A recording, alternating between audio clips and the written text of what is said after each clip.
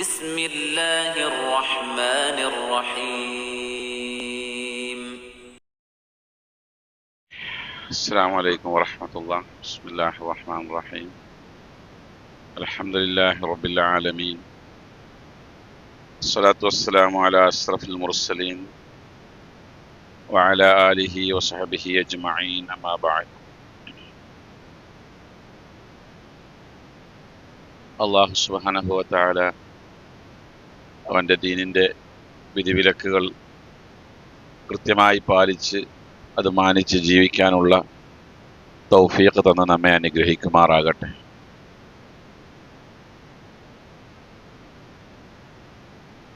നമ്മൾ കഴിഞ്ഞ ക്ലാസ്സിൽ സംസാരിച്ച വിഷയത്തിൻ്റെ കുറച്ച് ബാക്കി ഭാഗങ്ങൾ പറഞ്ഞു തീർക്കാനുണ്ട്.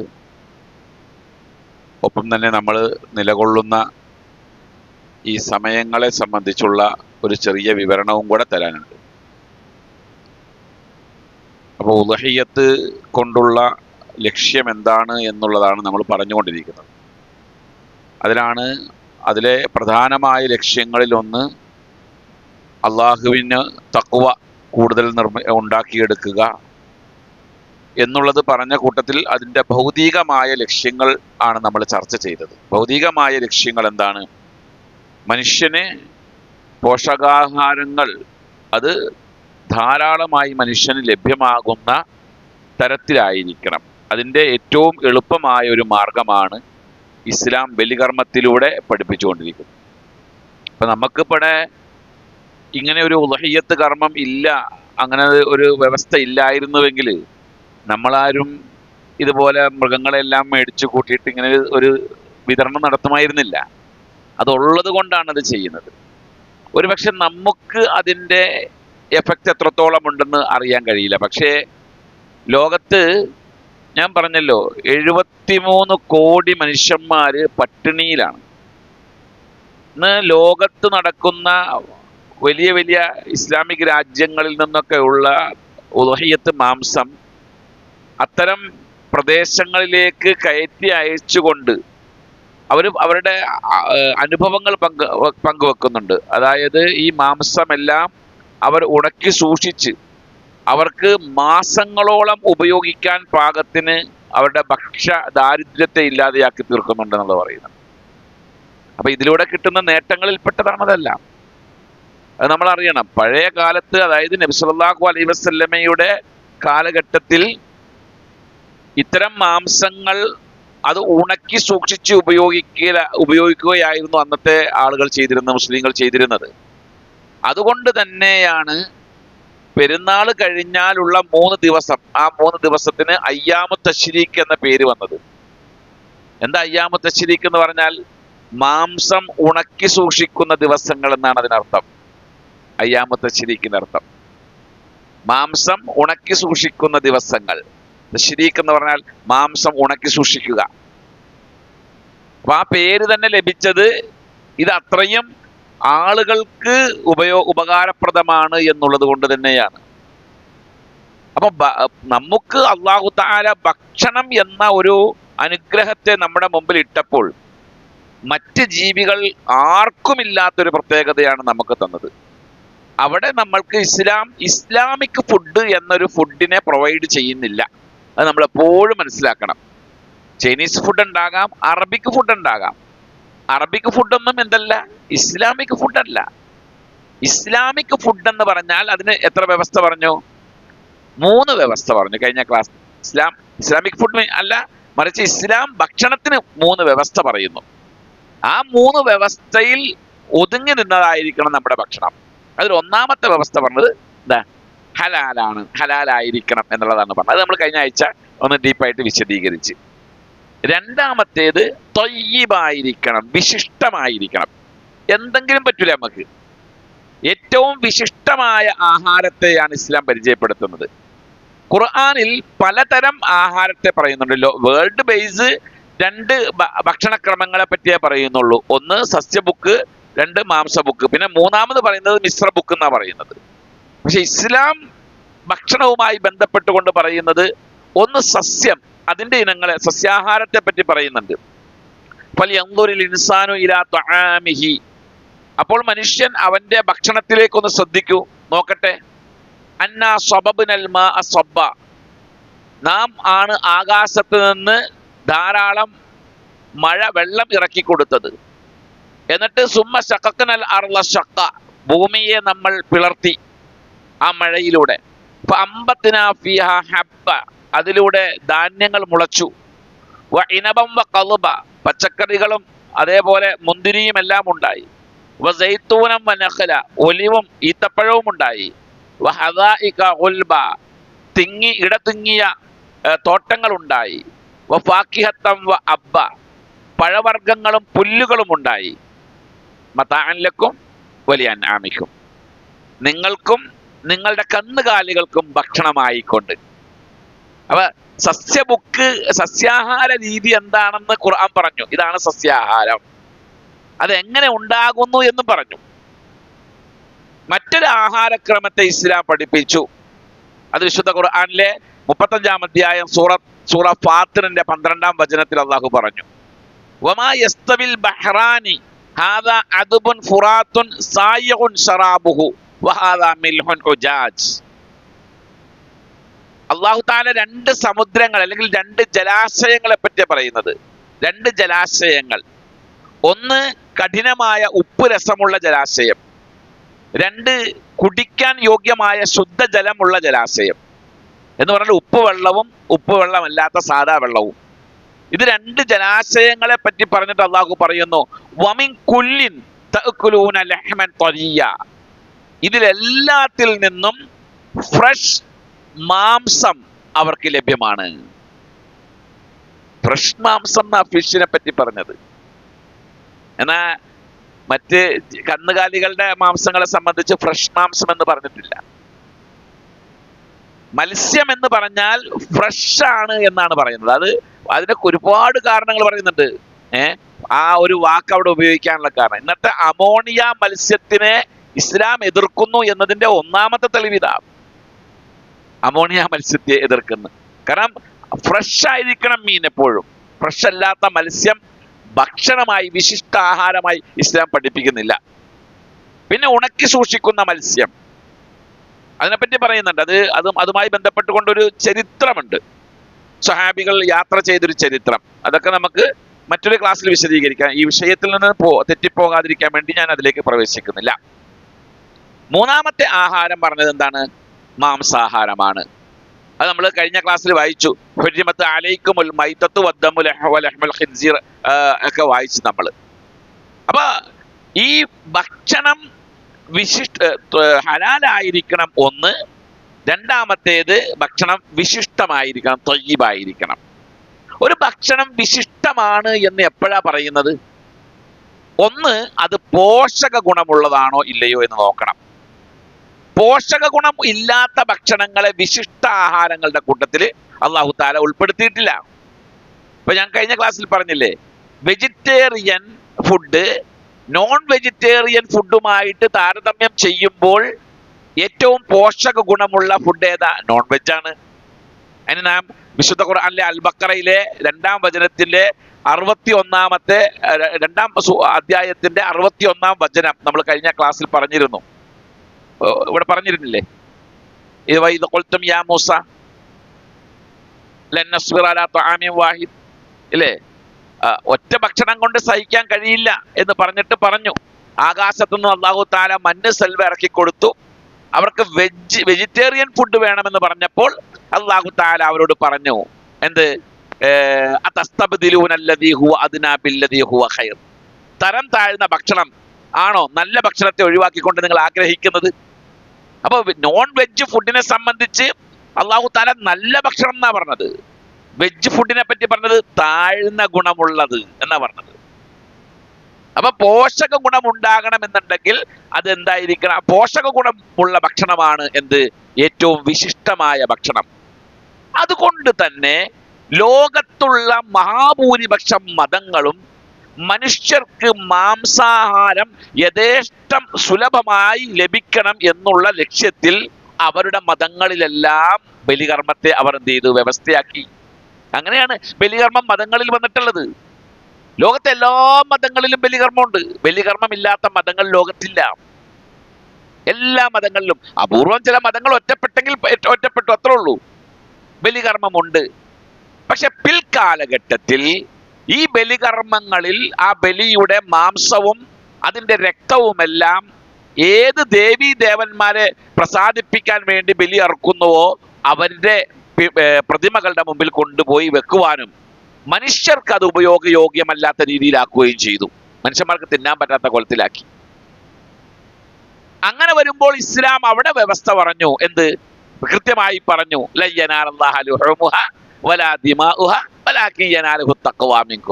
മാംസവും രക്തവും അള്ളാഹ്ക്ക് വേണ്ട, അള്ളാഹ്ക്ക് നിങ്ങളുടെ തഖ്വ മതി. മാംസവും രക്തവും ഒക്കെ ആർക്കുള്ളതാ? നിങ്ങൾക്ക് എടുക്കാനുള്ളതാണ്, നിങ്ങൾ കഴിക്കാനുള്ളതാണ്. രക്തം ഒഴുകി പോകാനുള്ളതും മാംസം നിങ്ങൾക്ക് കഴിക്കാനുള്ളതാണ്. അപ്പൊ ഒരു ഭക്ഷണം ത്വയ്യിബാകണം എന്നതിന്റെ ഒന്നാമത്തെ വ്യവസ്ഥ അത് പോഷക ഗുണമുണ്ടായിരിക്കണം. രണ്ടാമത്തെ വ്യവസ്ഥ അത് ഹൈജീനിക് ആയിരിക്കണം. അങ്ങനെയുണ്ട്. ഇതല്ല പഴകിയ ഭക്ഷണമെന്നും ഇസ്ലാം ഒരിക്കലും പ്രോത്സാഹിപ്പിക്കുന്നില്ല. എത്രത്തോളം പഴകിയ ഭക്ഷണം പോയിട്ട് കഴിച്ച ഭക്ഷണത്തിന്റെ വേസ്റ്റ്, അതിന്റെ എന്തെങ്കിലും അവശിഷ്ടം കയ്യിലോ വായിലോ വസ്ത്രത്തിലോ ഡൈനിങ് ടേബിളിലടക്കം ബാക്കിയാക്കുന്നതിനെ ഇസ്ലാം ഒരിക്കലും അംഗീകരിക്കുന്നില്ല. ഇമാം ബുഖാരി റിപ്പോർട്ട്, ഇമാം അബൂദാവൂദ് റിപ്പോർട്ട് ചെയ്തൊരു ഹദീസ് കാണാം. മൻ നാമ ഫീ വഫീ യദിഹി ഖമറുൻ വലം യഗ്സിലുഹു. ഒരാൾ ഉറങ്ങി, അവന്റെ കയ്യിൽ ഖമർ ഉണ്ട്. ഖമർ എന്ന് പറഞ്ഞു കഴിഞ്ഞാല് ഭക്ഷണത്തിന്റെ അവശിഷ്ടം. ഭക്ഷണം കഴിച്ചിട്ട് നന്നായിട്ട് കൈ കഴുകാതെ കിടന്നുറങ്ങി. അത് കയ്യിൽ നിന്ന് മാത്രമല്ല, എവിടെ ആയാലും, ശരീരത്തിലായാലും, അതല്ല നമ്മൾ ഇടപഴകുന്ന സ്ഥലങ്ങൾ എവിടെയാണെങ്കിലും. ചില പെണ്ണുങ്ങളൊക്കെ രാത്രി ഡൈനിങ് ടേബിൾ ക്ലീൻ ആക്കൂല, അത് അങ്ങനെ ഇട്ടിട്ട് പോവും. രാവിലെ ആയിരിക്കും അത് വൃത്തിയാക്കാൻ വരിക. അങ്ങനെയൊക്കെ സംഭവിച്ചാൽ വലം യഗ്സിലുഹു, അത് കഴുകിക്കളഞ്ഞിട്ടില്ല എങ്കിൽ അവൻ എന്തെങ്കിലും ബാധിച്ചാൽ, അവിടെ അശൈ എന്ന് പറഞ്ഞാൽ എന്തെങ്കിലും, ഫുഡ് പോയിസൺ ആകാം, അതല്ലെങ്കിൽ വേറെ എന്തെങ്കിലും വിഷയങ്ങളാകാം. അങ്ങനെ എന്തെങ്കിലും ഒന്ന് ബാധിച്ചാൽ ഫലാ യലൂമന്ന ഇല്ലാ നഫ്സഹു, അതിന്റെ ഉത്തരവാദി അവൻ മാത്രമാണ്. മതത്തിന് യാതൊരു പങ്കുമില്ല എന്നർത്ഥം. അപ്പൊ പിന്നെ ഒരു ഷവർമ തിന്നിട്ട് ഒരാൾ മരണപ്പെട്ടാല് മതത്തിന് പങ്കുണ്ടോ? ഇല്ല, മതത്തിന് പങ്കില്ല. ഒരു മതത്തിനും പങ്കില്ല അതില്. ഉഴുന്നുവട തിന്നിട്ട് ഒരാൾ മരണപ്പെട്ടാല്, അത് ഹൈജീനിക് അല്ലാതെ ഉണ്ടാക്കിയിട്ട് ഉഴുന്നുവട തിന്ന് മരണപ്പെട്ടാൽ, സാമ്പാർ കുടിച്ചിട്ട് ഫുഡ് പോയിസൺ ഉണ്ടായി ഒരാൾ മരിച്ചാൽ മതങ്ങൾക്ക് പങ്കില്ല. അത് അവനാണ് അതിന്റെ ഉത്തരവാദി. എത്ര കൃത്യമാണ് ഇസ്ലാം പഠിപ്പിക്കുന്നത്. അപ്പൊ രണ്ടാമത്തെ വ്യവസ്ഥ അത്. ഒന്ന് ഹലാലായിരിക്കണം, രണ്ട് ത്വയ്യിബായിരിക്കണം. മൂന്നാമത്തെ വ്യവസ്ഥ ഇസ്രാഫ് പാടില്ല, അമിതമാകാൻ പാടില്ല. റസൂലുള്ളാഹി സ്വല്ലല്ലാഹു അലൈഹി വസല്ലമയുടെ അരികില് ഒരു മനുഷ്യൻ വന്നു. ഒരു അഹ്ലു കിതാബിൽപ്പെട്ട ഒരാളാണ്, ഒരു അന്യനാട്ടുകാരനാണ്. റസൂലിനെ കാണാൻ വന്നതല്ല, മദീനയിൽ വന്നപ്പോ റസൂലുള്ളാഹിയുടെ മുമ്പിൽ പെട്ടു. അപ്പൊ അങ്ങനെ വന്നപ്പോ അന്യനാട്ടുകാരനാണെന്ന് വരുമ്പോൾ അവിടുത്തെ വ്യവസ്ഥ എന്താ? അന്യനാട്ടുകാർ വന്നാൽ അവർക്ക് ആതിഥ്യം കൊടുക്കണം, അതിഥിയായി അവരെ സ്വീകരിക്കണം. അതൊരു വ്യവസ്ഥയാ. അന്ന് ഹോട്ടലും റെസ്റ്റ് ഹൗസുകളൊന്നും ഇല്ലാത്ത കാലഘട്ടമാണ്. അതൊരു ഓരോ നാടിന്റെയും സംസ്കാരം അങ്ങനെയാണ്. നബി സല്ലല്ലാഹു അലൈഹി വസല്ലമ അദ്ദേഹത്തെ അതിഥിയായി കൂട്ടി. രാത്രി അദ്ദേഹത്തിന് പാല് കറന്നു കൊടുത്തു. ഒരു പാത്രം പാൽ, ആടിന്റെ പാല്. അയാളത് കുടിച്ചിട്ട് അത് എവിടെ എത്തിയിട്ടില്ല എന്ന് റസൂലുള്ളാഹിക്ക് തോന്നി. അയാളുടെ മുഖത്തുള്ള സംതൃപ്തി ഇല്ലായ്മ. അപ്പൊ വീണ്ടും ഒരു പാത്രം പാല് കൂടെ കറന്നു കൊടുത്തു.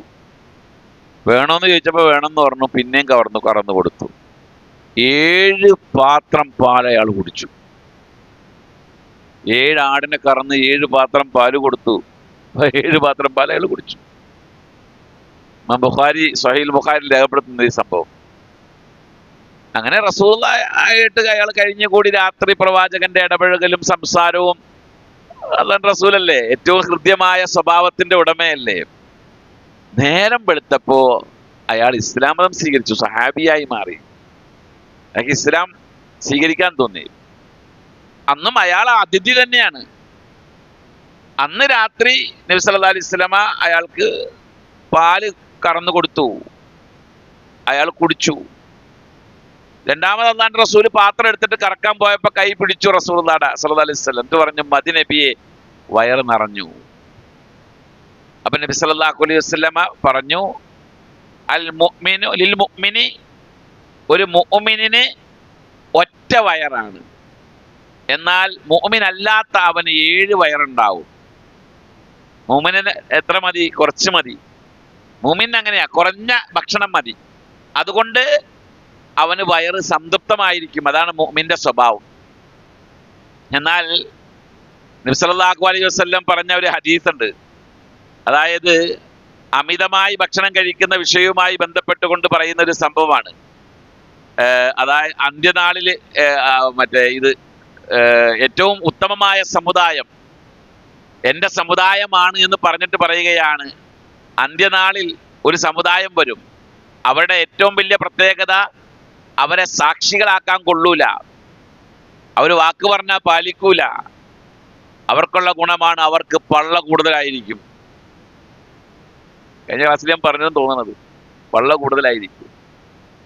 അമിതാഹാരമാണ് ഇന്നത്തെ എല്ലാ പ്രശ്നങ്ങളുടെയും കാരണം.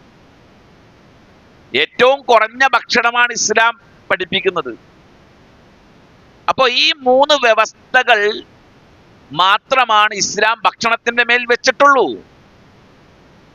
എന്നിട്ട് ഈ 3 വ്യവസ്ഥകളുടെ അപ്പുറത്തേക്ക് ആരെങ്കിലും പോകുന്നുണ്ടെങ്കിൽ അതിന് മതം ഒരിക്കലും മതത്തെ കുറ്റപ്പെടുത്താൻ പാടില്ല എന്നുള്ളതാണ്.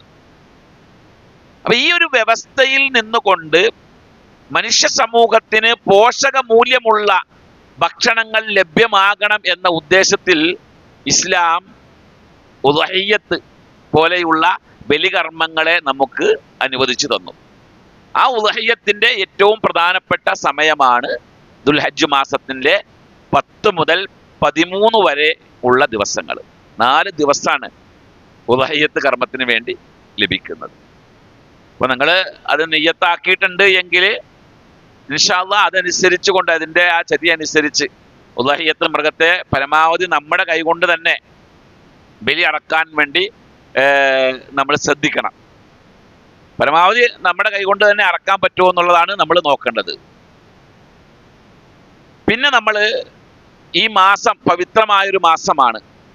അപ്പോൾ ഈ മാസത്തിൽ നമ്മൾ മനസ്സിലാക്കേണ്ടുന്ന 1-2 പ്രധാനപ്പെട്ട കാര്യങ്ങളും കൂടെ പറഞ്ഞ് നമുക്ക് ഇന്നത്തെ ക്ലാസ് അവസാനിപ്പിക്കാം. ഈ മാസത്തിൽ പ്രധാനമായി അറിയേണ്ട കാര്യങ്ങൾപ്പെട്ട ഒന്ന്, അല്ലാഹു സുബ്ഹാനഹു വ തആല ആദം നബി മുതലുള്ള സമുദായത്തിൽ ഏറ്റവും കുറഞ്ഞ ആയുസ് തന്നിരിക്കുന്ന സമുദായം മുഹമ്മദ് നബി സല്ലല്ലാഹു അലൈഹി വസല്ലമയുടെ സമുദായമാണ്. അതിന് മുമ്പുള്ള എല്ലാ സമുദായത്തിനും 100 വയസ്സിന്റെ മുകളിലേക്ക് എന്തായാലും ഉണ്ടായിരുന്നു.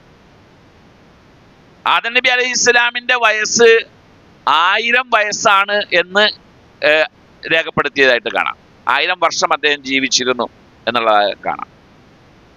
നൂഹ് നബി അലൈഹി ഇസ്ലാമിന്റെ ആയുസ് പറയുന്നിടത്ത് വിശുദ്ധ ഖുർആൻ സൂറത്തുൽ അൻകബൂത്തിന്റെ 14-ാം വചനത്തിൽ പറയുന്നുണ്ട്, വലഖദ് അർസൽന നൂഹൻ ഇലാ ഖൗമിഹി, നൂഹിനെ അദ്ദേഹത്തിന്റെ ജനതയിലേക്ക് നാം അയച്ചു. ഫലബിസ ഫീഹിം, അദ്ദേഹം ആ ജനതയിൽ ജീവിച്ചു. അൽഫ സനത്തിൻ ഇല്ലാ 50 ആമ, 1000 കൊല്ലം ജീവിച്ചു. അതിൽ 50 കൊല്ലം കുറവായിരുന്നു. അപ്പൊ 950 കൊല്ലം നൂഹ് നബി അലൈഹി സ്വലാം ആ ജനതയിൽ ജീവിച്ചു. ആ ആയത്തിന്റെ വിശദീകരണത്തിൽ ഇമാം ഖുർത്തുബി പറയുന്നുണ്ട്, നൂഹ് നബി അലൈഹി ഇസ്ലാമിന് 250-ാമത്തെ വയസ്സിലാണ് വഹി നുബുവത്ത് ലഭിക്കുന്നത്. നൂഹ് നബിയെ അറിയപ്പെടുന്നത് ഷെയ്ഖുൽ അംബിയ എന്നാണ്, അംബിയാക്കളിലെ ഷെയ്ഖ്. അതേപോലെ തന്നെ നൂഹ് നബി അലൈഹി ഇസ്ലാമാണ് ആദ്യത്തെ റസൂൽ. നൂഹ് നബിയാണ്. ആദം നബി നബിയാണ്, റസൂലല്ല. നൂഹ് നബി എന്താണ്? റസൂലാണ്. ശരീഅത്തിന്റെ വഹി ഇറങ്ങിയത് ആദ്യം നൂഹ് നബിക്കാണ്. അതിനു മുമ്പുണ്ടായിരുന്ന ആദം നബിക്ക് അല്ലാഹു തആല ഇറക്കിയെടുത്ത് ശരീഅത്തിന്റെ വഹിയല്ല, മറിച്ച് തക്വീനിന്റെ വഹി എന്നാണ് പറയപ്പെടുന്നത്. തക്വീനിന്റെ വഹി എന്ന് പറഞ്ഞു കഴിഞ്ഞാല് ഡെവലപ്മെന്റിനെ സംബന്ധിച്ച്, എങ്ങനെ ഓരോന്ന് ചെയ്യണം, ഭക്ഷണം ഉണ്ടാക്കേണ്ടത് എങ്ങനെ, വീട് നിർമ്മിക്കേണ്ടത് എങ്ങനെ, കുളിക്കേണ്ടത് എങ്ങനെ, അങ്ങനെയുള്ള തക്വീൻ ഡെവലപ്മെന്റ് ഓരോന്ന് നിർമ്മിക്കേണ്ടതിന്റെ പറ്റിയുള്ള വഹിയായിരുന്നു. അതുകൊണ്ട് തന്നെയല്ലേ ഖബറടക്കത്തെ അള്ളാഹു തആല കാണിച്ചു കൊടുക്കുക ചെയ്തത്, എങ്ങനെ ഖബറടക്കണം, അതൊക്കെ അന്നേ മുതൽ പഠിപ്പിച്ചു കൊടുത്തിട്ടുണ്ട്. എന്നാൽ ആദ്യത്തെ റസൂൽ നൂഹ് നബി അലൈഹിസ്സലാമാണ്, ഷെയ്ഖുൽ അംബിയ. അദ്ദേഹം 950 കൊല്ലം ജീവിച്ചു.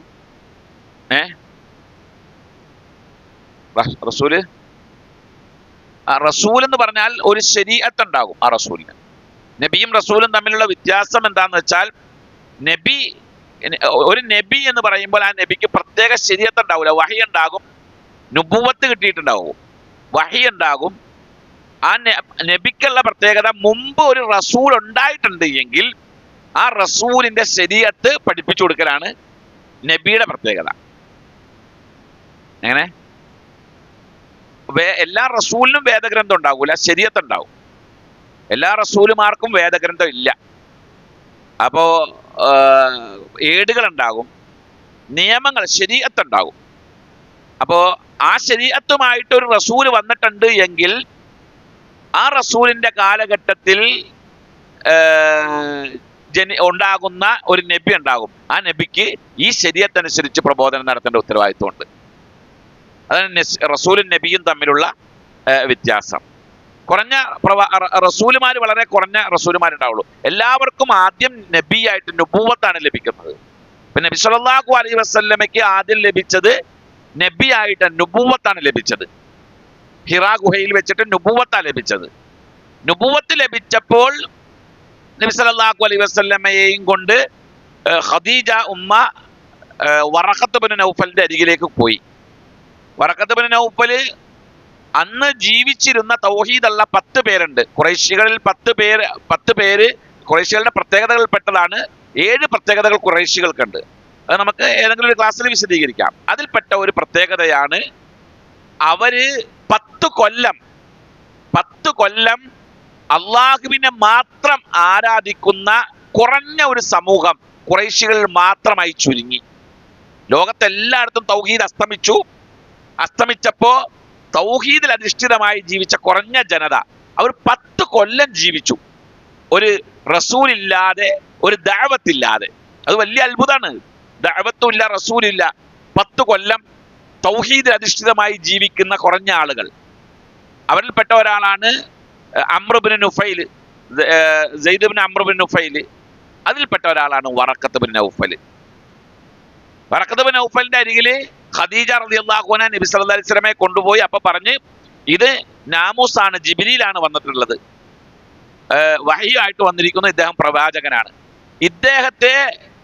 ഇദ്ദേഹത്തെ റസൂലായി നിയമിച്ച് ഇദ്ദേഹം പ്രബോധനം ആരംഭിച്ചു കഴിയുമ്പോൾ ഇദ്ദേഹത്തെ ഈ നാട്ടിൽ നിന്ന് പുറത്താക്കും, അന്ന് അവരുടെ കൈ ഞാൻ തടയും എന്ന് പറഞ്ഞു. പക്ഷേ റിസാലത്ത് ലഭിക്കുന്നതിന് മുമ്പ് വറഖത്ത് ബിൻ നൗഫൽ മരണപ്പെട്ടു എന്നാണ് പറയപ്പെടുന്നത്. അതുകൊണ്ട് തന്നെ വറഖത്ത് ബിൻ നൗഫലിനെ സഹാബിയായി പരിഗണിച്ചിട്ടില്ല. സഹാബി എന്ന് പറഞ്ഞാൽ റസൂലിനെ ഒരു നോട്ടമെങ്കിലും കണ്ടിരിക്കണം മുസ്ലിമായിരിക്കെ. മുസ്ലിമായിക്കൊണ്ട് റസൂലിനെ ഒരു നോട്ടമെങ്കിലും കണ്ടെങ്കിൽ മാത്രമാണ് അവരെ സഹാബിയായി പരിഗണിക്കുകയുള്ളൂ. അല്ലാത്ത ആളുകളെ സഹാബിയായിട്ട് പരിഗണിക്കൂല.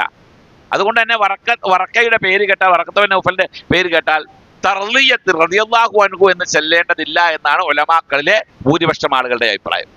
കാരണം അദ്ദേഹം സഹാബിയല്ല.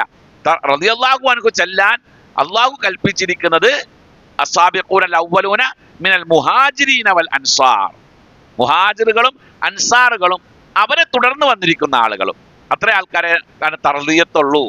അല്ലാത്ത ആളുകൾക്ക് തർളിയത്തില്ല. അപ്പൊ അള്ളാഹ് തൃപ്തിപ്പെട്ടു എന്ന് റളിയല്ലാഹു അൻഹു എന്ന് പറഞ്ഞതിന്റെ അർത്ഥം എന്താ? അവരെ അള്ളാഹു തൃപ്തിപ്പെട്ടു എന്നാ. അപ്പൊ അള്ളാഹ് തൃപ്തിപ്പെട്ടോ ഇല്ലയോ എന്ന് അറിയാത്ത ആൾക്കാരെ പറ്റി നമ്മൾ തർളിയത്ത് ചെല്ലാൻ പറ്റില്ല. ഇപ്പൊ എന്ന് പറഞ്ഞാല് കണ്ണി കണ്ട എല്ലാ ആളുകൾക്കും തർളിയത്താണ്. എല്ലാ ആളുകൾക്കും ഏതാളുടെ പേര് കേട്ടാലും തർളിയത്ത് ചെല്ലും. പറ്റില്ല, പാടില്ല. ഒരാളെ പറ്റി നമുക്ക് അയാളെ പറ്റി പറയാൻ പറ്റുന്ന ഒരു നല്ല വാക്ക് റഹിമഹുമുള്ള, അള്ളാഹു അദ്ദേഹത്തോട് കരുണ കാണിക്കട്ടെ, അല്ലെങ്കിൽ റഹ്മത്തുള്ളാഹി അലൈഹി, അള്ളാന്റെ കരുണ അദ്ദേഹത്തിന്റെ മേൽ ഉണ്ടാകട്ടെ, അത്രേ പറയാൻ പറ്റുള്ളൂ. തർദിയത്ത് ചെല്ലാൻ പറ്റില്ല. അത് സ്വഹാബികൾക്ക്, ആ പറയപ്പെട്ട മുൻഗാമികളായ ആളുകൾക്ക് മാത്രം അവരിൽ പരിമിതപ്പെട്ടിരിക്കുന്നു. താബിഈകൾക്ക് ചെല്ലാൻ പറ്റുമോ ഇല്ലയോ എന്ന വിഷയത്തിൽ അഭിപ്രായ വ്യത്യാസമുണ്ട്. കാരണം സഹാബികളെ അല്ലദീന ഇത്തബഊഹും ബിഇഹ്സാൻ, നന്മയിൽ അവരെ പിൻപറ്റിയ ആളുകൾ എന്ന് പറഞ്ഞ താബിഈകളാണ് എന്നതുകൊണ്ട് താബിഈകളുടെ മേലിലും തർദിയത്ത് ചെല്ലാം എന്ന അഭിപ്രായമുണ്ട്. പക്ഷേ സഹാബികളിൽ പരിമിതപ്പെടുത്താനാണ് സലഫുകൾ പറഞ്ഞിട്ടുള്ളത്. അപ്പോ റിസാലത്ത് ലഭിച്ചാൽ മാത്രമാണ് എന്ത് ചെയ്യാൻ പറ്റുള്ളൂ, പ്രബോധനം നടത്താൻ പറ്റുള്ളൂ. റസൂലായിട്ട്, അതായത് ശരീഅത്ത്, പുതിയ ശരീഅത്ത് പ്രബോധനം നടത്താൻ പറ്റുള്ളൂ. അപ്പൊ അങ്ങനെ വരുമ്പോ മുമ്പുള്ള ശരീഅത്ത് പോലെ ആയിക്കൊള്ളണമെന്നില്ല പിൽക്കാലഘട്ടത്തിൽ വരുന്ന ശരീഅത്ത്. ഇപ്പൊ മൂസാ നബി അലൈഹി സ്വലാം റസൂലാണ്. മൂസാ നബിക്കുള്ള ശരീഅത്തല്ല നമ്മുടെ ശരീഅത്ത്, രണ്ടും വ്യത്യാസമുണ്ട്. മൂസാ നബി അലൈഹി സ്വലാമിന്റെ കാലഘട്ടത്തിലെ ശരീഅത്തില് നജിസായ ഭാഗം മുറിച്ച് കളയണം എന്നൊക്കെയാ പറയപ്പെടുന്നത്. നജിസായ ഭാഗം മുറിച്ച് കളയണം. അപ്പൊ അവനെ മൂത്രമൊഴിച്ച് എന്ത് ചെയ്യും? അവരുടെ ശരീരത്തില് മൂത്രം നജിസല്ലായിരുന്നു, അങ്ങനെ വ്യാഖ്യാനിക്കേണ്ടി വരും. അപ്പൊ അങ്ങനെ കുറെ വിഷയങ്ങൾ ഇതുമായിട്ട് ബന്ധപ്പെട്ട് കൊണ്ടിട്ട്. എന്തായാലും ആദ്യത്തെ റസൂല് നൂഹ് അലൈഹിസ്സലാമാണ്. അദ്ദേഹത്തിന് 250-ാമത്തെ വയസ്സിലാണ് പ്രവാചകത്വം ലഭിക്കുന്നത്. ആ പ്രവാചകത്വം ലഭിച്ച് അദ്ദേഹം ഒരുപാട് ദഅവത്ത് ചെയ്തു. അതിനുശേഷം പ്രളയമുണ്ടായി, തൂഫാൻ ഉണ്ടായി. തൂഫാനിലെല്ലാം നശിച്ചു. എല്ലാം നശിച്ചതിന് ശേഷം പിന്നീട് 250 കൊല്ലം കൂടെ അദ്ദേഹം പ്രബോധനം നടത്തി. അതിനുശേഷം അവ 950 കൊല്ലം ജീവിച്ചു. ഈ 950 കൊല്ലം ജീവിച്ച നൂഹ് അലൈഹിസ്സലാം മരണപ്പെടുന്ന സമയത്ത് മലക്കുൽ മൗത്ത് അദ്ദേഹത്തിന്റെ അരികിൽ വന്നിട്ട് പറഞ്ഞു, യാ നൂഹ് യാ അക്ബറൽ അംബിയ യാ തവീലൽ ഉംർ, അംബിയാക്കളിൽ ഏറ്റവും മുതിർന്ന ആൾ, ഏറ്റവും പ്രായമുള്ള വ്യക്തി, യാ മുജാബുദ് ദഅവത്തി, ദുആ പ്രാർത്ഥനയ്ക്ക് ഉത്തരം ലഭിച്ച വ്യക്തിയെ, കൈഫ റഅയ്ത ദുനിയ, 950 കൊല്ലം ജീവിച്ചില്ലേ, കൈഫ റഅയ്ത ദുനിയ, ഈ ദുനിയാവിലെ ജീവിതത്തെ എങ്ങനെ നിങ്ങൾ കാണുന്നു? അതിന് വളരെ രസകരമായൊരു മറുപടി അദ്ദേഹം പറഞ്ഞു. നല്ല രസമുള്ളൊരു ഉപമ. അദ്ദേഹം പറഞ്ഞു, മിസ്ലു റജിലിൻ, ഒരാൾ, ബുനിയ ലഹു ബൈത്തുൻ, അയാൾക്കൊരു വീട് പണിതു, ലഹു ബാബാനി, ആ വീടിന് 2 കവാടങ്ങളുണ്ട്, ഫ്രണ്ടിലും ബാക്കിലുമായിട്ട് 2 കവാടങ്ങളുണ്ട്. ഫദഖല മിൻ വാഹിദിൻ, ഒരു വാതിലിലൂടെ കയറി, വഖറജ മിനൽ ആഖിരി, മറ്റേ വാതിലിലൂടെ ഇറങ്ങിപ്പോയി. അപ്പൊ എന്തൊക്കെ കിട്ടി? അത്രേ ഉള്ളൂ. 950 കൊല്ലം ജീവിച്ച ഒരു പ്രവാചകൻ ഭൗതിക ജീവിതത്തിന്റെ വിശാലത പറഞ്ഞത് അത്രേ ഉള്ളൂ. അപ്പൊ പിന്നെ നമ്മുടെയൊക്കെ അവസ്ഥ ഉണ്ടാവും. എന്താണുള്ളത്? നമ്മുടെ ഈ ജീവിതം ഏറ്റവും ചെറുതായിരുന്നു എന്ന് നമ്മൾ അനുഭവപ്പെടുന്നത് പരലോകത്ത് ചെല്ലുമ്പോഴാണ്. വളരെ കുറഞ്ഞ കാലം ജീവിച്ചതായിട്ട് നമുക്ക് ഫീൽ ചെയ്യും. നമുക്ക് കുറെ കാലം പോലെ തോന്നുന്നുണ്ടെങ്കിൽ അത് മിഥ്യയാണ്. എന്തുമാകട്ടെ, അപ്പൊ ആയസ് കൂടുതലുള്ള ആളുകൾ മുമ്പ് കഴിഞ്ഞുപോയി. നമ്മളോ ആയസ് കുറഞ്ഞ ആളുകളാണ്. അതുകൊണ്ട് തന്നെ അല്ലാഹു റസൂൽ സല്ലല്ലാഹു അലൈഹി വസല്ലം പറഞ്ഞിട്ടുണ്ട്, അഅ്മാറു ഉമ്മത്തി മാ ബൈന 60 ഇലാ 70, എന്റെ സമുദായത്തിന്റെ ആയസ് 60-ന്റെയും 70-ന്റെയും ഇടയിലാണ്. 70 കഴിഞ്ഞ ആൾക്കാരുണ്ടാവുക കൂട്ടത്തില്? 70 കഴിഞ്ഞേക്കണ? കഴിഞ്ഞിട്ടില്ല, ഇല്ല. 70 കഴിഞ്ഞ് ഒരാളുള്ള 2 മസാല 3 4 ഇത്രയും ആളുകളുടെ കൂട്ടത്തിൽ 70 കഴിഞ്ഞ് 4 ആൾക്കാർ. അല്ലാഹു തആല ആ ആയസ്സിൽ ബറക്കത്ത് കൊടുത്ത് അനുഗ്രഹിക്കട്ടെ. അപ്പോ 60-ന്റെയും 70-ന്റെയും ഇടയിലാണ് എൻ്റെ സമുദായത്തിന്റെ ആയസ്. അതിൻ്റെ ഇടയിൽ തീരും. മനുഷ്യന്മാർ കൂടുതലും അങ്ങനെയാണ് അതിന്റെ കണക്ക് കിടക്കുന്നത്. അങ്ങനെ വരുമ്പോ മുൻഗാമികളെ അപേക്ഷിച്ച് ആരാധനകൾ, സൽപ്രവർത്തികൾ, അത്തരം കാര്യങ്ങളിലൊക്കെ മുഹമ്മദ് നബിയുടെ സമുദായം പിന്നിലായി പോകും. 500 കൊല്ലം 600 കൊല്ലം 1000 കൊല്ലം ജീവിച്ച ആൾക്കാർ ചെയ്ത അമലുകളും ഈ 60 കൊല്ലം ജീവിക്കുന്ന ആൾക്കാർ ചെയ്യുന്ന അമലുകളും തമ്മിൽ താരതമ്യം ചെയ്യുമ്പോൾ ഏറ്റവും കുറവ് അവരാണ്, അല്ലേ? 15 വയസ്സ് മുതൽ തന്നെ കൂട്ടിയാൽ 60 വയസ്സ് വരെ ജീവിക്കുന്ന ആള് 15 വയസ്സ് മുതൽ അയാളുടെ ജീവിതത്തിന്റെ കാര്യങ്ങളെ പറ്റി ഒന്ന് കണക്ക് കൂട്ടുകയാണെങ്കിൽ അയാള് ബാക്കി 45 കൊല്ലാണ് ഇവിടെ ജീവിക്കുന്നത്. ആ 45 കൊല്ലത്തിൽ പകുതിയോളം അവൻ രാത്രി ഉറക്കം ഏകദേശം പകുതിയോളം ഉറങ്ങി തീർക്കാണ്. ബാക്കി 22 കൊല്ലം എന്തെല്ലാം കാര്യങ്ങൾ ചെയ്യണം. പിന്നെ ഇബാദത്തിന്റെ സമയം അയാൾക്ക് വളരെ കുറവാണ്. ഏറിപ്പോയ 2-3 കൊല്ലത്തെ ഇബാദത്തെ നമ്മൾ ചെയ്യുന്നുള്ളൂ ഇവിടെ ലോകത്ത്, അല്ലേ? അതും വളരെ കഷ്ടിച്ച് 5 മിനിറ്റ് നേരം എടുത്തിട്ട് നിസ്കരിക്കാൻ കഴിയുന്ന ഒരു നിസ്കാരത്തെ 3 മിനിറ്റാക്കി ചുരുക്കാൻ പറ്റുമോ എന്നതിനെ പറ്റി ചിന്തിച്ചുകൊണ്ടിരിക്കുന്ന ആളുകളാണ്, അല്ലേ? അതിന്റെ ആസ്വാദനം കിട്ടാത്തത് കൊണ്ടാണ് കേട്ടോ. ശരിക്കും ഇബാദത്തിന്റെ ആസ്വാദനം നമുക്ക് ലഭിച്ചു കഴിഞ്ഞാൽ നമ്മൾ അള്ളാഹുവുമായിട്ടുള്ള ആ കണക്ഷൻ, കൽബിയായ കണക്ഷൻ അങ്ങനെ ലെവലായി കഴിഞ്ഞാൽ മാഷാ അല്ലാഹ് പിന്നെ നമ്മുടെ നിസ്കാരത്തിൽ നിന്ന് പോരൂല, ഒഴിവായി പോരില്ല ഒരിക്കലും. നിങ്ങളൊന്ന് ആലോചിച്ച് നോക്ക്. നബി സല്ലല്ലാഹു അലൈഹി വസല്ലമയുടെ സഹാബികൾ അവരെ വധിക്കുന്നതിന്റെ മുമ്പായി അവരാവശ്യപ്പെട്ടത് എന്തായിരുന്നു?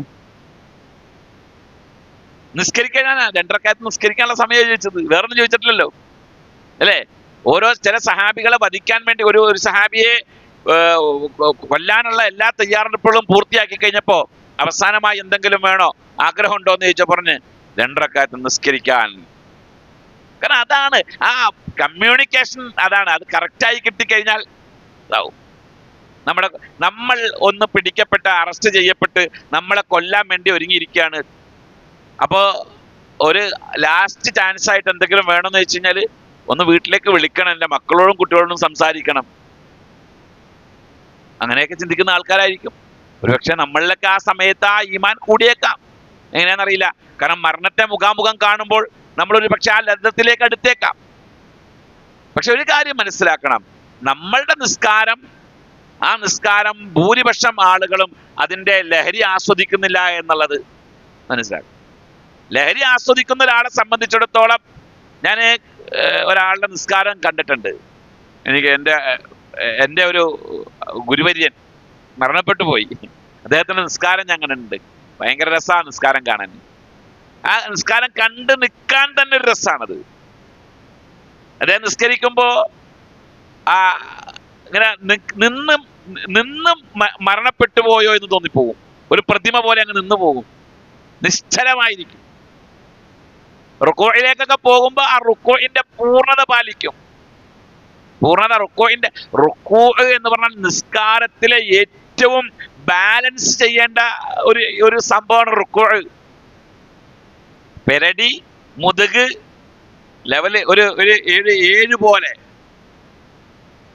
നമ്മൾ നിൽക്കണത് ഇങ്ങനെയല്ലേ, വളയും, അല്ലേ? ഒരു 7 ഇട്ടാൽ എങ്ങനെ ഉണ്ടാവും? അതുപോലെയാണ് റുക്കോ. ആ റുക്കോയിൽ സുബ്ഹാന റബ്ബിയൽ അദീം ഇങ്ങനെ പറയുമ്പോണ്ടല്ല, അതിൽ ഒരു ആസ്വാദനം ഉണ്ടാകും. അതേപോലെ സുജൂദ്, അദ്ദേഹം സുജൂദ് ചെയ്യുന്നതൊക്കെ കണ്ടു കഴിഞ്ഞാൽ ഈ മറ്റേ ഇതിന്റെ മുകളിലൊക്കെ പൂവിന്റെ മുകളിൽ ഒക്കെ തുമ്പിയൊക്കെ വന്നിരിക്കൂലേ, വന്നിരിക്കുമ്പോൾ ആ ലാഘവം അതുപോലെ എത്രയോ ഭംഗിയാണെന്നറിയും. അങ്ങനെയാണ് നിസ്കരിക്കേണ്ടത്. അപ്പോ അതുകൊണ്ടാണ് സഹാബികൾ പറഞ്ഞത്, ഞങ്ങൾ കാബത്തുസ്സലാത്തു, ഞങ്ങൾ നിസ്കാരം പരിശീലിച്ചു 20 കൊല്ലം. 20 കൊല്ലം നിസ്കാരം പരിശീലിച്ചതിന് ശേഷമാണ് നിസ്കാരത്തിന്റെ ആസ്വാദനത്തിലേക്ക് ഞങ്ങൾക്ക് ഇറങ്ങാൻ കഴിഞ്ഞത്. നബി സല്ലല്ലാഹു അലൈഹി വസല്ലമയ്ക്ക് ഭൂമിയിൽ ഏറ്റവും കൂടുതൽ താല്പര്യമുള്ള കാര്യങ്ങൾ എണ്ണിയതിൽ എന്താ പറഞ്ഞത്? ഖുറത്തു ഐനി ബിസ്സലാത്ത്, നിസ്കാരത്തിൽ എൻ്റെ കണ്ണ് കുളിർമയാകും. അത് ശരിക്കും ആ വാക്കെനിക്ക് ഉപയോഗിക്കാൻ പറ്റുമെന്നറിയില്ല, എന്നാലും അതൊരു തരം മെഡിറ്റേഷനാണ്. പഠിച്ചവനായിട്ട് അങ്ങോട്ട് കൽബിങ്ങനെ കണക്ട് ചെയ്യുക. അത് കണക്ട് ചെയ്ത് കഴിഞ്ഞാൽ നമ്മുടെ കൽബിലേക്ക് അള്ളാഹുവിൻ്റെ ആ നൂറ് അങ്ങോട്ട് വന്നു കഴിഞ്ഞാൽ ആ നിസ്കാരത്തിൽ നമ്മൾ അങ്ങോട്ട് മുഴുകും. അപ്പൊ എല്ലാ തസ്ബീഹുകളുടെയും എല്ലാ ദിക്റുകളുടെയും ഗുണം എഫക്റ്റ് ചെയ്യാൻ പറ്റും. നമ്മൾ അതിനെപ്പറ്റിയുള്ള ഒരു മെയിൻ റീപ്രോഗ്രാമിംഗ് ക്ലാസ് നടത്തണമെന്ന് ഞാൻ ആഗ്രഹിക്കുന്നുണ്ട്. നിസ്കാരത്തിൻ്റെ ആ ലഹരിയെ പറ്റി അറിയാൻ അതിൻ്റെ ഹദീസുകളും അനുഭവങ്ങളും പങ്കുവെച്ചുകൊണ്ട് ഒരു ക്ലാസ് എടുക്കണമെന്ന് ഞാൻ ആഗ്രഹിക്കുന്നുണ്ട്. ഇൻഷാ അല്ലാഹ് നമുക്കെടുക്കാം. എനിക്കൊക്കെ ഞാൻ എൻ്റെ കുറച്ച് റെഫറൻസ് കുറച്ച് കാര്യം കൂടെ തയ്യാറാക്കിക്കൊണ്ടിരിക്കുകയാണ്. ഇപ്പം നമ്മുടെ സമ്മർ ക്യാമ്പിൽ വന്ന കുട്ടികൾക്ക് അതിൻ്റെ ഒരു ചെറിയൊരു ഔട്ട്ലൈൻ കൊടുത്തു. കുട്ടികൾക്ക് ഭയങ്കര എഫക്റ്റ് ചെയ്തത് ആ നിസ്കാരത്തിൻ്റെ രൂപങ്ങളെ പറ്റി പറഞ്ഞപ്പോൾ. എന്തുമാകട്ടെ, അപ്പൊ ആരാധനകളിൽ മുൻഗാമികളെ അപേക്ഷിച്ച് നമുക്ക് സമയം കുറവാണ്. അപ്പൊ അള്ളാഹുവിനെ സംബന്ധിച്ചിടത്തോളം അള്ളാഹു മുൻഗാമികൾക്ക് കൊടുത്തതിനേക്കാൾ കൂടുതൽ മഹത്വം നമുക്ക് കിട്ടണം എന്ന് അള്ളാഹു ആഗ്രഹിക്കുന്നു. അതുകൊണ്ട് തന്നെ നമ്മളുടെ ഒരു അമലിന് അള്ളാഹു നിശ്ചയിച്ചിരിക്കുന്ന കൂലി 1 മുതൽ 10 വരെ, 10 മുതൽ 70 വരെ, 70 മുതൽ 70,000 വരെ, അങ്ങനെയല്ലേ കൂലി നിശ്ചയിച്ചേക്കുന്നത്. 1 മുതൽ 7 വരെ നിശ്ചയിച്ചിട്ടില്ല, 70 മുതൽ 700 വരെ നിശ്ചയിച്ചിട്ടില്ല, 700 മുതൽ 7000 വരെ നിശ്ചയിച്ചിട്ടില്ല. 1 മുതൽ 10, 10 നേരെ 70, 70 70,000 വരെ, അങ്ങനെയാണ് കൂലി നിശ്ചയിച്ചിട്ടുള്ളത്. പിന്നെ അതിൻ്റെയും പുറമെ മഗ്ഫിറത്ത് വിശാലമാക്കി കൊടുത്തു. അത് നമ്മൾ റമദാൻ മുമ്പുള്ള ഒരു ക്ലാസ്സിൽ വ്യക്തമായി പറഞ്ഞതാ, അതിന്റെ ഡീപ്പായി വിശദീകരണം തന്നതാ. മഗ്ഫിറത്ത് വിശാലമാക്കി കൊടുത്തു. മറ്റ് സമുദായത്തിന് മഗ്ഫിറത്ത് അത്ര വിശാലമല്ലായിരുന്നു. ഒരു പാപം പൊറുക്കണമെങ്കിൽ ഒരുപാട് നൂലാമാലകൾ അവർക്കുണ്ടായിരുന്നു. എന്നാൽ നമുക്ക് അങ്ങനെയല്ല. നമ്മൾ ചെയ്ത ഒരു തെറ്റിന് പൊറുക്കലിനെ തേടാൻ നമുക്ക് എളുപ്പമായി, എനി ടൈം നമുക്ക് മഗ്ഫിറത്ത് തേടാം. അതുപോലെ തന്നെ മഗ്ഫിറത്തിന്റെ അവസരങ്ങൾ, ഫുൾ ടൈം മഗ്ഫിറത്തിന്റെ അവസരങ്ങൾ തുറന്നിട്ട് തന്ന നിമിഷങ്ങളുണ്ട്. അങ്ങനെയുള്ള നിമിഷങ്ങളിൽപ്പെട്ട ഏറ്റവും വാല്യുബിൾ ആയ സമയത്തിലാണ് ഇപ്പൊ നമ്മൾ നിലകൊള്ളുന്നത്. ഇന്ന് മക്കയിലെ ഹാജിമാരെ സംബന്ധിച്ചിടത്തോളം യൗമു തർവിയയാണ്. അവര് മിനയിലാണെന്നുള്ളത്. ഇന്ന് രാത്രിയോടുകൂടെ നാളെ നേരം വെളുക്കുമ്പോഴേക്കും അവരെല്ലാവരും അറഫയിലേക്ക് പോവുകയാണ്. അപ്പൊ അതുകൊണ്ട് നമ്മള് വളരെ സത്യത്തിൽ നമ്മുടെ ആളുകൾ വിസ്മരിച്ചു പോകുന്നു എന്നൊരു സംശയം. റമദാന്റെ വാല്യൂ ഇതിന് കാണുന്നില്ല. റമദാൻ പോലെ കാണേണ്ട ദിവസമാണ് ഇതൊക്കെ. നോമ്പില്ല എന്ന് മാത്രം. നോമ്പ് എടുക്കൽ സുന്നത്താ. വേണമെങ്കിൽ 1 മുതൽ 9 വരെ വേണമെങ്കിൽ നോമ്പെടുക്കാം. സുന്നത്ത് എന്ന പ്രയോഗം അങ്ങനെ ശക്തമായി പറയാൻ കഴിയില്ല എങ്കിലും ആവശ്യക്കാർക്ക് അങ്ങനെയും ചെയ്യാം. കാരണം സ്വാലിഹായ എല്ലാ അമലുകളെ ഉമ്മുഹാത്തുൽ ഇബാദാത്ത് എന്നാണ് ഈ ദിവസങ്ങളെ പറ്റി പറയുന്നത്. ഇന്നു മുതലുള്ള ദിവസമൊക്കെ ഉണ്ടല്ലോ, ഉമ്മുഹാത്തുൽ ഇബാദാത്താണ്. ഇബാദാത്തുകളുടെ നേതാവാണ് ഈ ദിവസങ്ങൾ. എന്തെല്ലാം ഉണ്ട്? എല്ലാ ഇബാദത്തുകളും സംഗമിക്കും. നോമ്പുണ്ട്, അറഫാ നോമ്പെന്ന് പറഞ്ഞാൽ നമുക്ക് വായിക്കാം അതിനെപ്പറ്റി.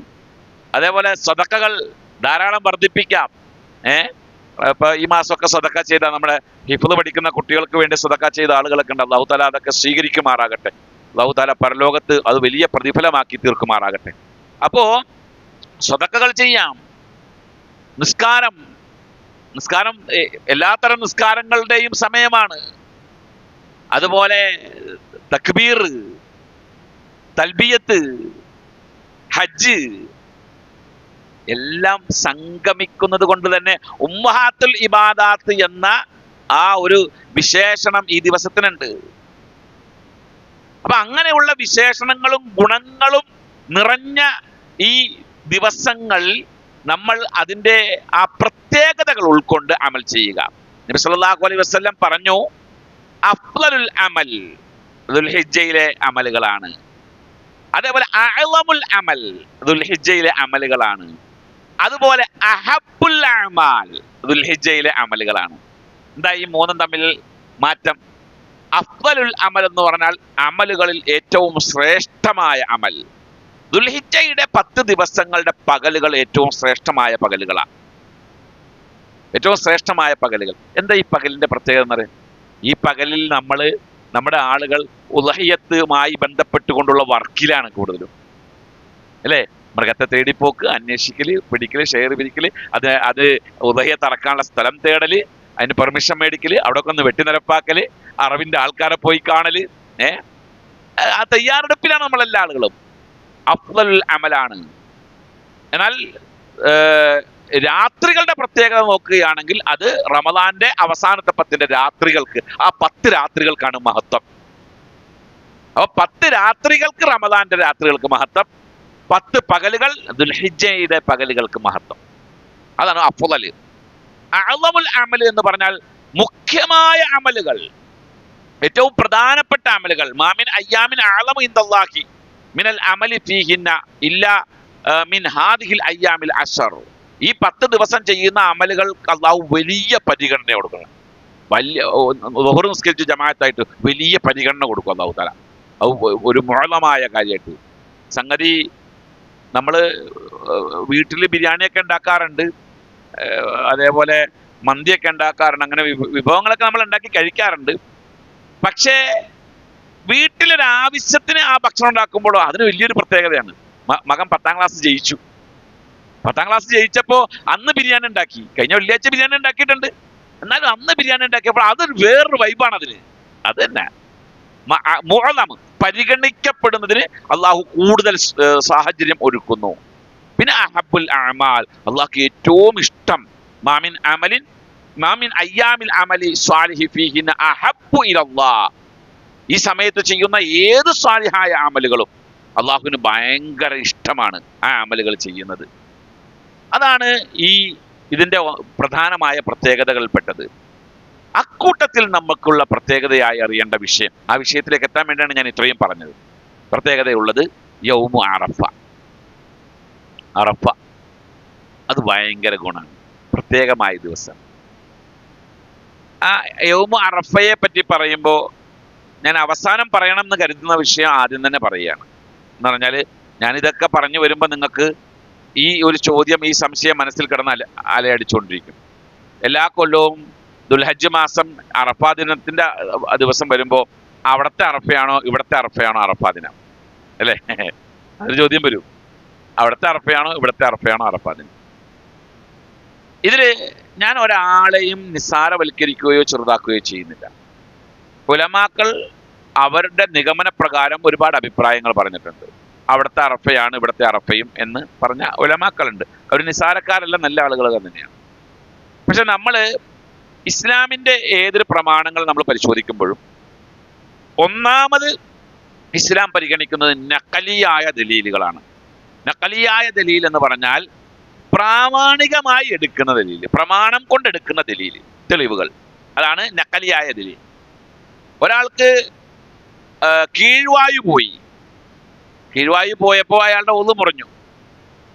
അയാൾ ഒതു മുറിഞ്ഞു എന്നും വീണ്ടും അയാൾ ഒതു ചെയ്യണമെന്നും ഉള്ളതിന് അയാൾ തെളിവെടുക്കേണ്ടത് ഹദീസിൽ നിന്നാണ്, ഖുർആനിൽ നിന്നും ഹദീസിൽ നിന്നുമാണ് തെളിവെടുക്കേണ്ടത്, അല്ലേ? അവിടെ അഖലിയായ ദലീലിന് പ്രസക്തിയില്ല, ബുദ്ധിക്ക് പ്രസക്തിയില്ല.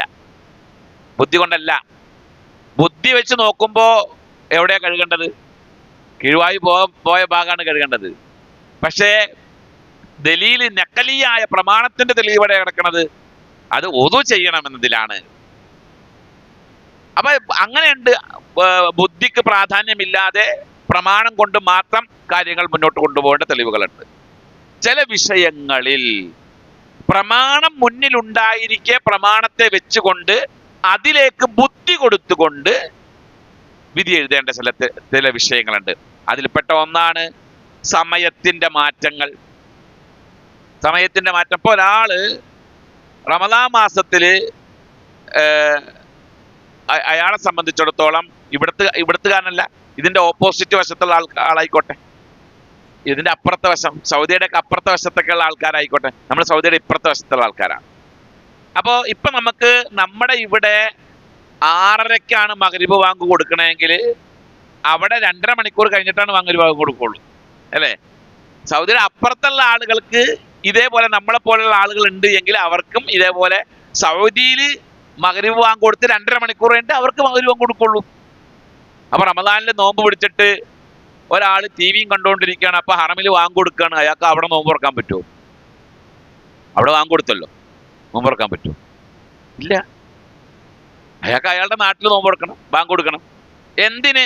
നമ്മുടെ നാട്ടില് ഒരാള് തിരുവനന്തപുരത്ത് വാങ്ക് കൊടുത്ത്, അവിടെ കുറച്ച് നേരത്തെയാണ് വരുന്നത്, തിരുവനന്തപുരത്ത് കുറച്ച് നേരത്തെയാണല്ലോ വരുന്നത്. അപ്പൊ തിരുവനന്തപുരത്ത് മഗ്രിബിന് വാങ്ക് കൊടുത്തു എന്ന് പറഞ്ഞു ഇവിടെ നോമ്പ് തുറക്കോ? ഇല്ല. നമ്മുടെ പള്ളിയിൽ വാങ്ക് കൊടുക്കണം എന്ന് പറഞ്ഞാൽ നമ്മുടെ ലൊക്കേഷനിൽ സൂര്യൻ അസ്തമിച്ചു എന്ന് നമുക്ക് തെളിവ് കിട്ടണം. അപ്പോഴേ നമ്മൾ എന്ത് ചെയ്യുള്ളൂ? നോമ്പ് തുറക്കുള്ളൂ. തിരുവനന്തപുരത്ത് സൂര്യൻ അസ്തമിച്ചിട്ടുണ്ടെന്ന് നമുക്കിപ്പോ നോമ്പ് തുറക്കാം. തീരുമാനം എടുക്കുവോ? തീരുമാനം എടുക്കൂല. 5 മിനിറ്റ് 6 മിനിറ്റിന്റെ മാറ്റം അവിടവും ഇവിടവും തമ്മിലുണ്ട്. മനസ്സിലായില്ലേ? അപ്പൊ അങ്ങനെ വരുമ്പോൾ ദിവസങ്ങളിൽ മാറ്റങ്ങൾ ഉണ്ടാകാം, സമയങ്ങളിലൊക്കെ മാറ്റങ്ങളുണ്ട്. ആ മാറ്റത്തെ നമ്മൾ ഉൾക്കൊള്ളണം. നബി സല്ലല്ലാഹു അലൈഹി വസല്ലമയുടെ കാലഘട്ടത്തിൽ തന്നെ സഹാബികൾപ്പെട്ട ചില ആളുകൾ യാത്ര കഴിഞ്ഞ് മടങ്ങി വന്നപ്പോൾ അവർ നോമ്പ് 30 പൂർത്തിയാക്കിയിരുന്നു. റമദാൻ നോമ്പ് 30 പൂർത്തിയാക്കിയ ആളുകൾ, അവരെ സംബന്ധിച്ചിടത്തോളം നോമ്പ് 29 പൂർത്തിയാക്കിയിട്ട് വന്ന ആളുകൾ, അവര് ഇവിടെ വന്നപ്പോ, മദീനയിൽ വന്നപ്പോ അവിടെ പെരുന്നാളാണ്. അപ്പൊ എന്ത് ചെയ്ത്? അവരാ നോമ്പ് മുറിച്ചിട്ട് പെരുന്നാൾ ആഘോഷത്തിൽ പങ്കേറുന്നു. ഞങ്ങൾ അവിടുന്ന് നോമ്പെടുത്ത നോമ്പാണ്, ഇനി അത് മുറിക്കൂല. അങ്ങനെയില്ല. കമ്മ്യൂണിക്കേഷൻ വിശാലമായി, ശരി തന്നെ എന്ന് കരുതി അവിടെ അറഫയിൽ നിൽക്കുന്ന ആളുകൾ അന്ന് നിൽക്കുമ്പോൾ തന്നെ നമ്മൾ ഇവിടെ അറഫാ ദിനം ആചരിക്കണം എന്ന് പറയുന്നത് യുക്തിരഹിതമായ കാര്യമാണ്. കാരണം നമ്മൾക്ക് അറഫാ ദിനം എന്നുള്ളത് ദുൽഹജ്ജ് 9 അത് എന്നാണോ അന്നാ നമുക്ക് അറഫാ ദിനം.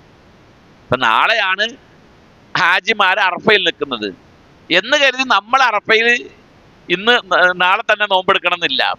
മനസ്സിലായില്ലേ? ഇതാണ് ഈ 2 അഭിപ്രായങ്ങളിൽ നിന്ന് ഞാൻ മനസ്സിലാക്കിയിട്ടുള്ള ഒരു ശരിയായ അഭിപ്രായം. ഇനി ഇതിന് വിരുദ്ധമായി ഈ അവിടെ ദുൽഹജ്ജ് 9 അറഫ എന്നാണോ അന്ന് തന്നെ ഇവിടെ നോമ്പെടുക്കണമെന്ന് വാദിക്കുന്ന ആളുകളുണ്ട്. അവർക്ക് ആ ന്യായമനുസരിച്ച് മുന്നോട്ട് നീങ്ങാം. ഇതൊരു സബഉൽ മുബിഖാത്തിൽപ്പെട്ട കാര്യമൊന്നുമല്ല.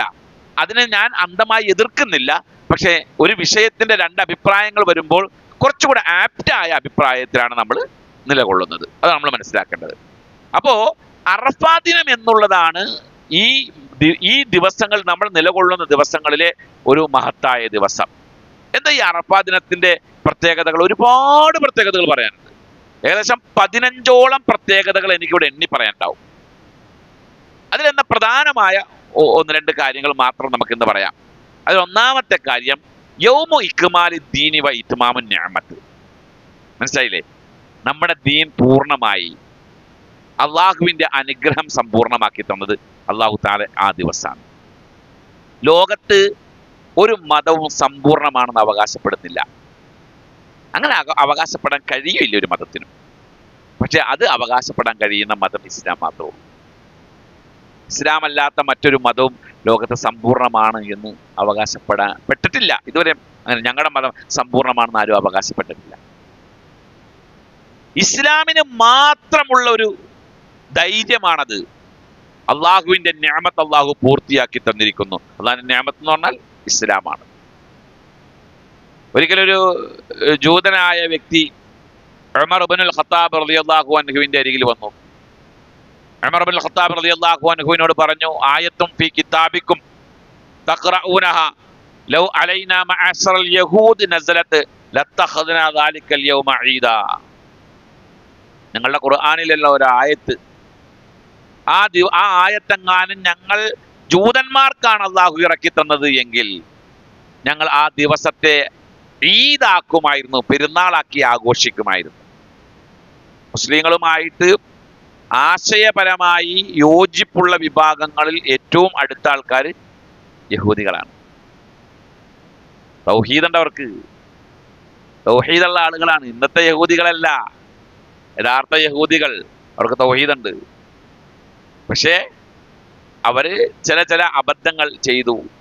എന്താ അബദ്ധങ്ങൾ? ഒന്ന്, ഉസൈർ അള്ളാഹിന്റെ പുത്രനാണെന്ന് പറഞ്ഞു. അവർ ചെയ്ത ഏറ്റവും വലിയ അബദ്ധമാണത്.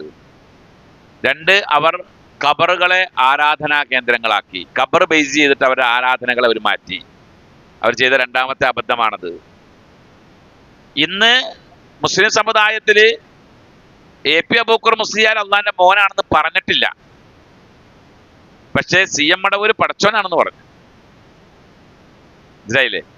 ജൂതന്റെ അതേ സ്വഭാവം ഉണ്ടായത് അവിടെയാണ്. നമുക്ക് ഖബറുകളെ ആരാധനാ കേന്ദ്രങ്ങളാക്കിയതിൽ അവരും ഇവരും ഏകദേശം ഒരേപോലെ തന്നെയാണ്.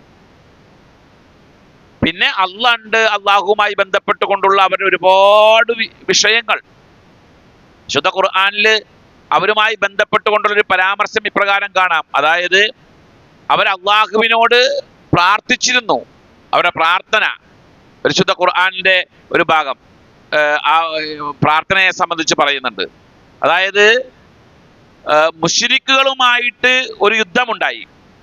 മുശ്രിക്കുകളുമായിട്ട് പലപ്പോഴും യഹൂദികൾ യുദ്ധം ഉണ്ടാകാറുണ്ട്. യഹൂദികളെ ആക്രമിക്കലാണ് ഈ മുശ്രിക്കുകൾ ചെയ്യുന്ന ഏറ്റവും പ്രധാനപ്പെട്ട പരിപാടി. അങ്ങനെ യഹൂദികളെ ആക്രമിക്കുന്ന സമയത്ത് യഹൂദികള് ഇവരോട് പറയും, ഞങ്ങൾക്ക് ഒരു പ്രവാചകൻ വരാനുണ്ട്, ആ പ്രവാചകൻ വന്നു കഴിഞ്ഞാൽ തീർച്ചയായും നിങ്ങൾക്ക് നേരെ അല്ലാഹു തആല ശാപം ഇറക്കുന്നതിന് വേണ്ടി ഞങ്ങൾ ആ പ്രവാചകൻ മുഖേന പ്രാർത്ഥിക്കും എന്ന് ഇവർ പറയുമായിരുന്നു. അതിൻ്റെ ഒരു ഭാഗം നമുക്ക് വായിക്കാം. അതായത് ഇവര് ജൂതന്മാര് നടത്തിയിരുന്ന പ്രാർത്ഥനകൾ, ആ പ്രാർത്ഥനകളുടെ ഒരു ഭാഗം നമുക്ക് കാണാൻ ഞാൻ അത് വായിച്ചു തരാം.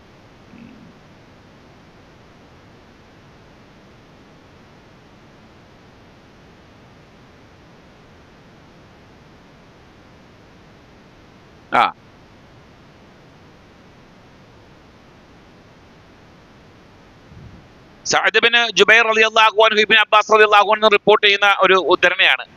കാനത്ത് യഹൂദ് ഖൈബർ തുഖാത്തിലു ഗത്ഫാൻ ഗോത്രക്കാരുമായിട്ട് യുദ്ധം ചെയ്തപ്പോൾ ഫകുല്ലമ തഖൗ ഹസമത്ത് യഹൂദ് ഖൈബർ ഫആദത്തുൽ യഹൂദ് ബിഹാദ ദുആ.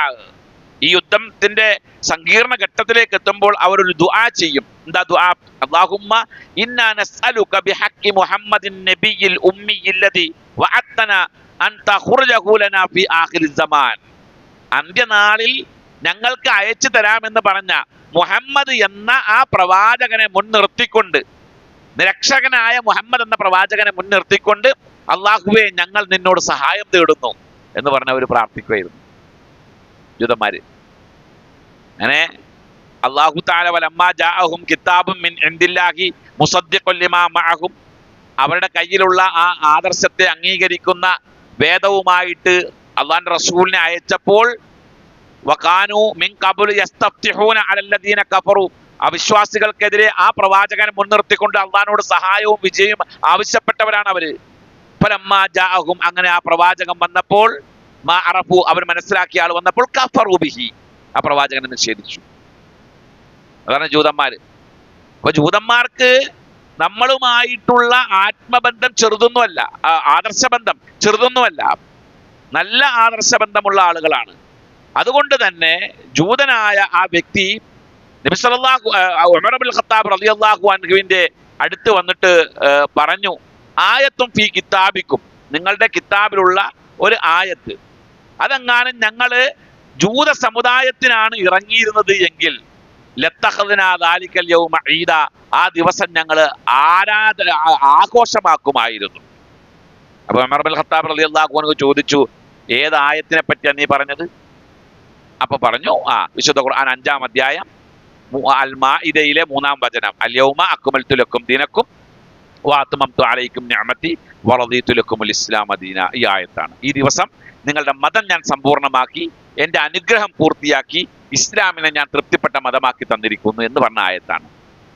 ഉമർ റളിയല്ലാഹു തആല അൻഹു പറഞ്ഞു, ഖദ് അറഫ്ന ദാലിക്കൽ യൗം വൽ മക്കാൻ, ഈ ആയത്തിറങ്ങിയ ദിവസവും സ്ഥലവും എനിക്കറിയാം. അല്ലദീ നസലത്ത് ഫീ അല നബി സല്ലല്ലാഹു അലൈഹി വസല്ലം, നബി സല്ലല്ലാഹു അലൈഹി വസല്ലം ഇത് ഇറങ്ങി.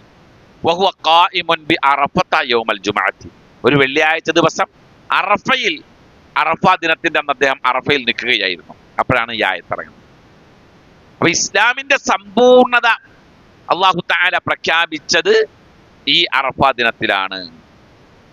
രണ്ടാമത്തെ ഒരു പ്രത്യേകത എന്ന് പറഞ്ഞാൽ അല്ലാഹു തആല പരിശുദ്ധ ഖുർആനിൽ 2 ഇടങ്ങളിൽ അറഫ ദിനത്തിനെ പിടിച്ച് സത്യം ചെയ്ത് പറഞ്ഞു. 2 ഇടങ്ങളിൽ. ഒന്ന്, വിശുദ്ധ ഖുർആൻ 85-ാം അധ്യായം സൂറത്തുൽ ബുറൂജിന്റെ 3-ാമത്തെ വചനം, വശാഹിദിൻ വ മഷ്ഹൂദ് എന്ന് പറഞ്ഞു. മഷ്ഹൂദ് എന്ന് പറഞ്ഞാല് യൗമു അറഫയാണ്. രണ്ടാമത്തെ സ്ഥലം സൂറത്തുൽ ഫജ്റിന്റെ 3-ാമത്തെ വചനം, 89-ാം അധ്യായത്തിലെ സൂറത്തുൽ ഫജ്റിന്റെ 3-ാമത്തെ വചനം, വശഫ്ഇ വൽ വത്ർ.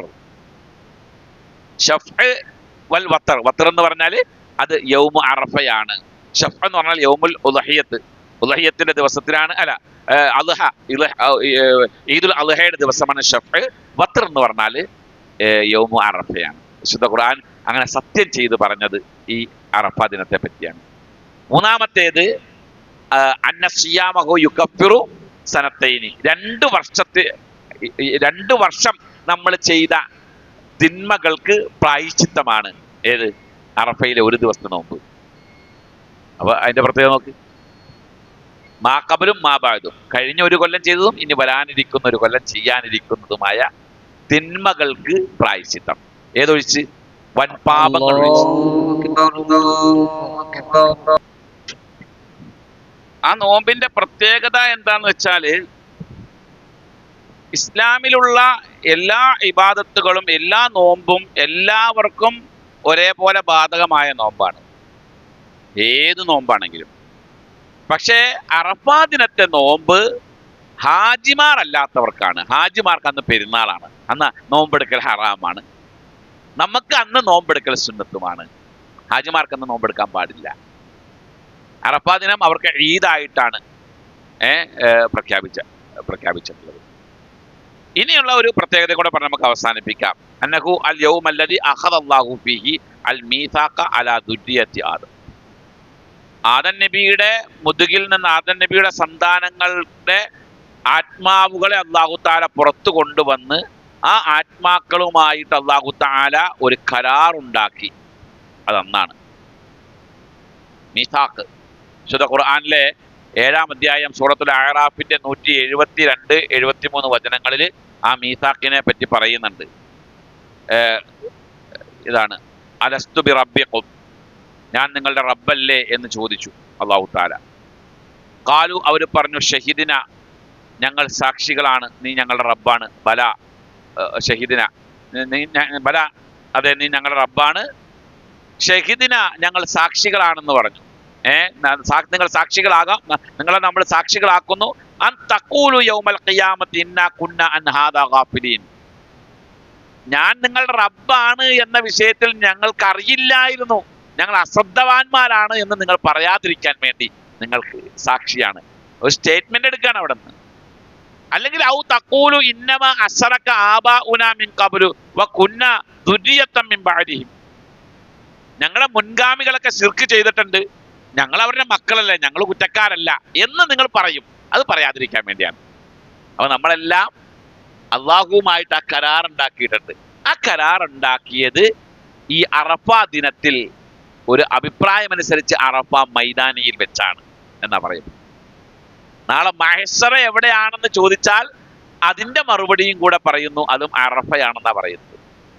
അറഫയാണെന്ന് പറയുമ്പോൾ അറഫയിൽ അല്ലാഹു തആല ഈ ലോകത്ത് കഴിഞ്ഞു പോയതും വരാനിരിക്കുന്നതുമായ മുഴുവൻ ആളുകളെയും അല്ലാഹു തആല ഒരുമിച്ച് കൂട്ടിയിട്ട്, അല്ലെങ്കിൽ ഒരുമിച്ച് കൂട്ടാൻ പാകത്തിന് അറഫയ്ക്ക് വിശാലത അല്ലാഹു തആല കൊടുക്കും. അങ്ങനെയാണ് അതിന്റെ പ്രത്യേകത. അപ്പോ ഏറ്റവും മഹത്വമുള്ള ഈ ടൈമുകൾ നമ്മൾ കുറച്ചും കൂടെ ഒന്ന് ആക്റ്റീവ് ആകുക. അവർക്ക് നാളെ യൗമു തർവിയാണ്, നമുക്ക് അങ്ങനെ ഒരു ദിവസം വരുന്നില്ല. നമുക്ക് മറ്റന്നാൾ അറഫാ ദിനമാണ്. സുബഹി മുതൽ തക്ബീർ ചൊല്ലൽ സുന്നത്തുണ്ട്. അയ്യാമു തശ്രീഖിന്റെ അസ്ർ വരെ തക്ബീർ ചെല്ലാം. എല്ലാ വഖത്തുകൾക്കും നമസ്കാര ശേഷം തക്ബീർ ചെല്ലാം. പുതിയൊരു മസലയായിട്ട് ചില പുത്തൻ വാദികൾ ഇറങ്ങിയിട്ടുണ്ട്. നമ്മുടെ കൂട്ടത്തിൽ നിന്ന് തന്നെ ചില പുത്തൻ വിശ്വാസക്കാർ ഇറങ്ങിയിട്ടുണ്ട്, പുതിയ ചില വാദവുമായിട്ട്.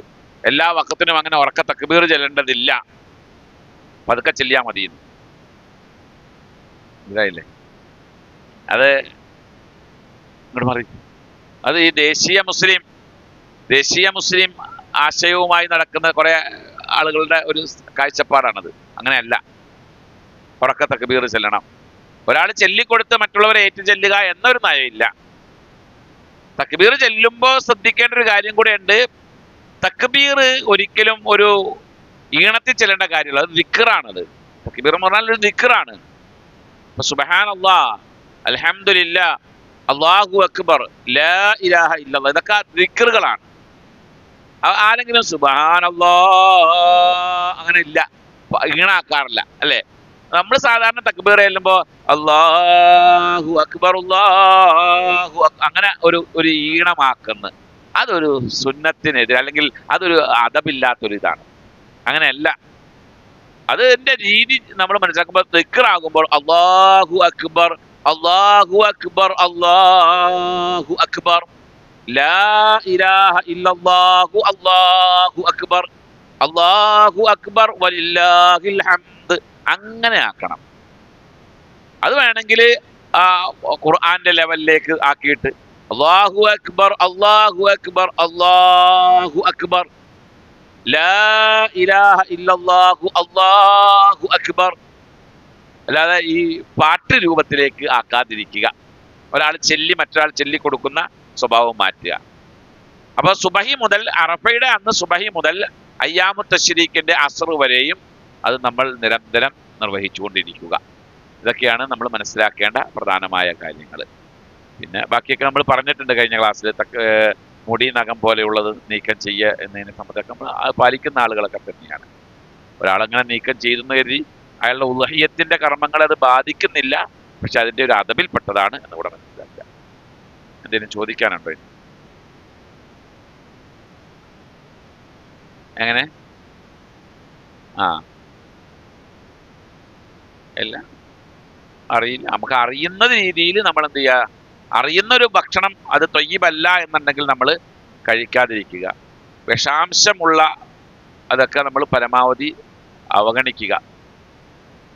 ശ്രദ്ധയോടുകൂടി ആയിരിക്കണം ഭക്ഷണം നമ്മൾ വാങ്ങിക്കേണ്ടതെന്നർത്ഥം.